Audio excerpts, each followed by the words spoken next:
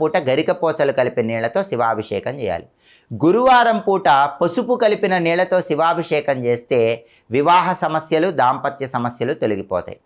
గురువారం పూట అరటి పండ్ల గుజ్జుతో శివాభిషేకం చేయాలి. దానివల్ల చేతి వరకు వచ్చి జారిపోతున్న పనుల్లో విజయం అనేది తొందరగా లభిస్తుంది. శుక్రవారం పూట కస్తూరి అని ఉంటుంది. ఆ కస్తూరి నీళ్ళల్లో వేసి శివాభిషేకం చేస్తే చక్రవర్తిత్వం కలుగుతుంది. అంటే బ్రహ్మాండమైన పదవులు, ప్రమోషన్లు, అధికార హోదాలు రావాలంటే కస్తూరి జలాలతో శుక్రవారం శివాభిషేకం చేయాలి. బ్రహ్మాండమైన సౌందర్యం రావాలంటే, మంచి అందం రావాలంటే, అద్భుతమైన సౌందర్యాన్ని పెంచుకోవాలంటే కుంకుమ పువ్వు కలిపిన నీళ్లతో కానీ, కుంకుమ పువ్వు కలిపిన పాలతో కానీ శుక్రవారం శివలింగానికి అభిషేకం చేయాలి. సౌందర్యాన్ని రెట్టింపు చేసుకోవచ్చు. అలాగే శనివారం పూట నల్ల నువ్వులు కలిపిన నీళ్లతో కానీ, నల్ల నువ్వులు కలిపిన పాలతో కానీ శివాభిషేకం చేయండి. జాతక శనిదో